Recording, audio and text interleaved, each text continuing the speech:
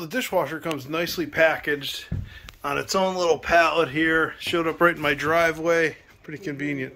Alright, so here's the big unveil of the dishwasher. Came shipped on its own little pallet here. Right to the doorstep, so that was pretty convenient. Let's see. Here we have it. Oh, here we go. Take a look inside.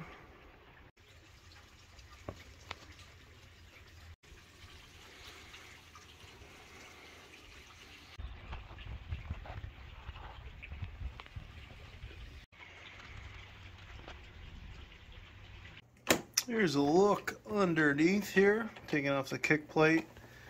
Here's a look, we just opened up this little hatch here. There's a couple tabs holding it in, and this sensor wire connected to it. The left side is over here, right side this way. Just to get an idea as we sort of work through where our pipe comes in. And we pulled off the side panel here just to take a look at how this thing's all put together. Taking a look at. Alright, so just want to give a quick lay of the land here as to what the install looks like from the start. Keep in mind the water is on this side, which would be your left side, where our water supply is coming in from the right side. So we're going to need to bring the water around this way to hook up here in the front. This is going to need to be bent forward. Another thing, you need the minimum depth that this dishwasher needs is 25 inches here, and the width here, the minimum width recommended is 24 inches or 61 centimeters according to the manual.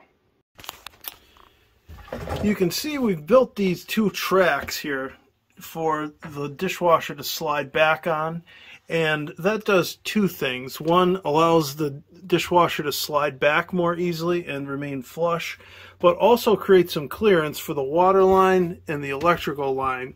We've laid these out in the same fashion that they will go into the dishwasher. So the electrical supply is on generally the right center of the dishwasher, and the water supply is in the front left.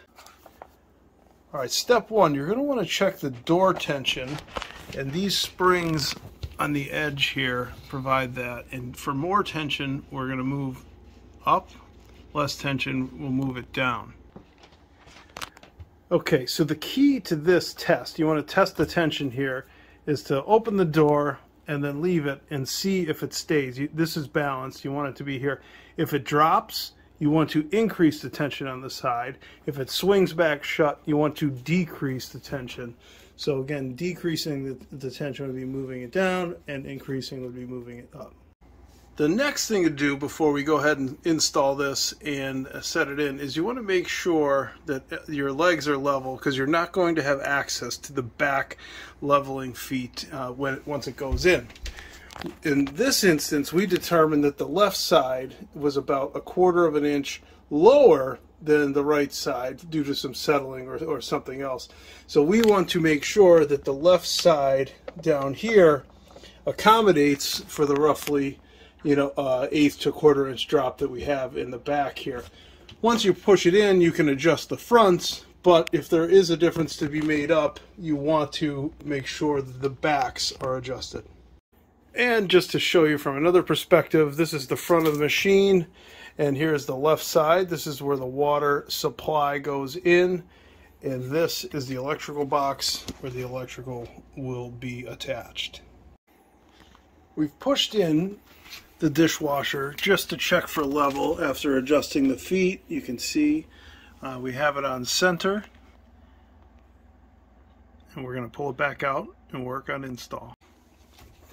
While we're here, we'll kind of pull this apart. We can see how they've packaged this thing to make sure it arrives safely. We have our energy guide here. Inside we see the drain hose and this box to hold the spray arm in. This is tied in. Here we have the utensil holder. You can flip that up. up top, we have, yep, everything's in here nice and tight.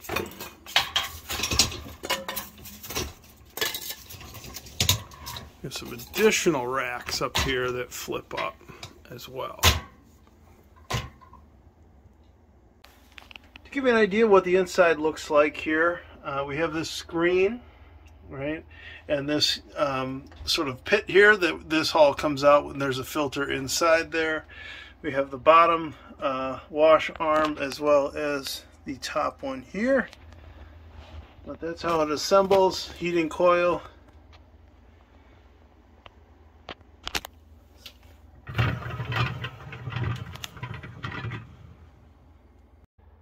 Pay attention to these plugs, which are on either side here. These will be pulled off, and we'll put drive a screw into the side of the cabinet to maintain stability on the install.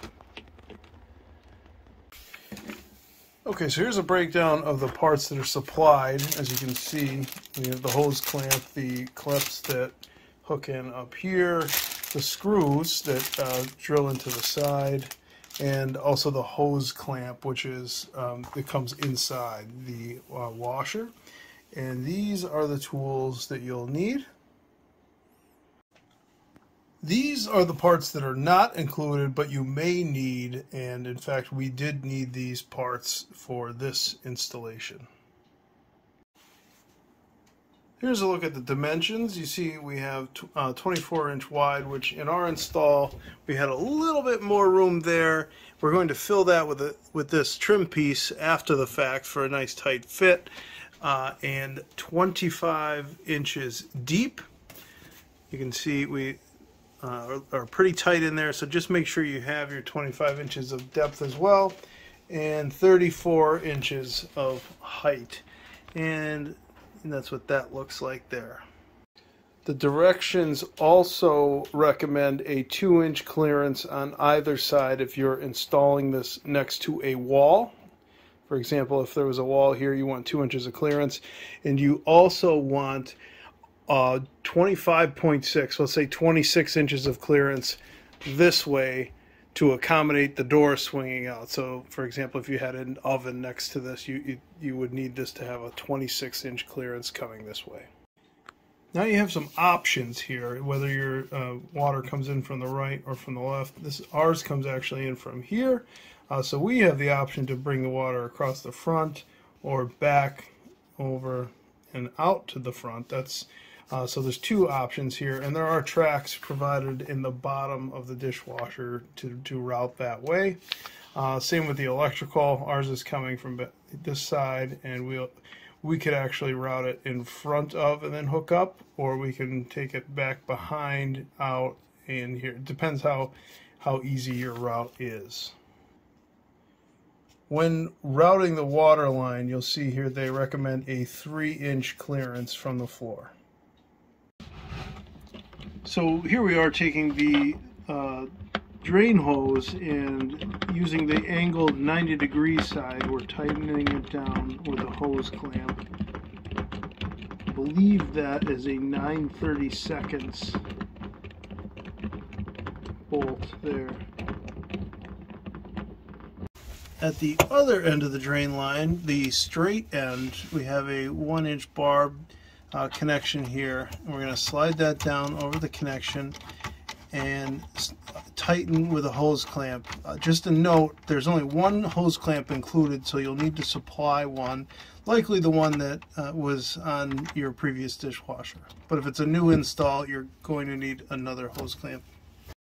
So here's what that connection looks like before we slide the dishwasher in or make any additional connections. I should note this is probably a little more unique arrangement here that we have. Older code, more modern code would have, you'd see a hole in the side of your cabinet where you would pull the entire hose through into the adjacent cabinet, which is usually a lot of times the sink cabinet, which would have a connection there. Okay, so what we've done here is just use a wire to sort of guide the pipe over, or the hose over to one side so that we don't have any kinks in it. Again, most applications, you're going to have the hose kind of tucked into the adjacent cupboard, but you may want to consider something like this if you want to keep the hose from getting kinked, and this allows a little more clearance behind because the hose isn't doubling over. One thing of note is we've been moving this dishwasher around quite a bit on the floor. No damage here. It does move around pretty easily on those plastic feet. Before you slide in the dishwasher for the last time, you want to make sure you put these brackets in. These are going to screw into the bottom of the countertop.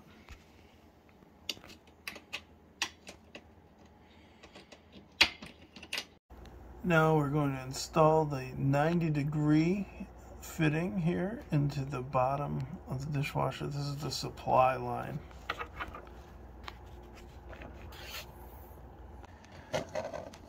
Alright, so we have the water line connected here. We're going to snug it up now.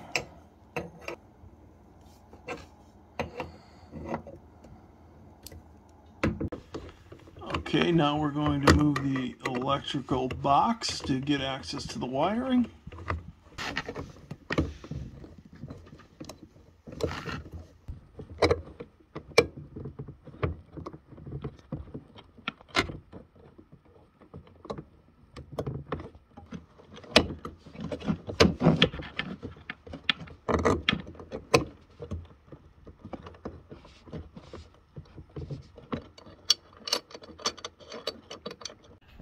Okay, now we just go green to ground, so that's the bare wire in the green, and then we go black to black, white to white, and use wire nuts to make the connection.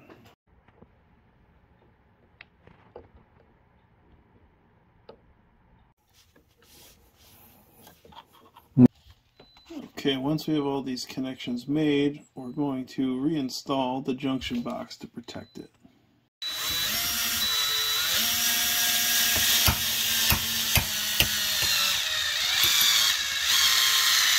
And we're just going to make sure that's nice and flush. And that is how we install the dishwasher. And start up. Maybe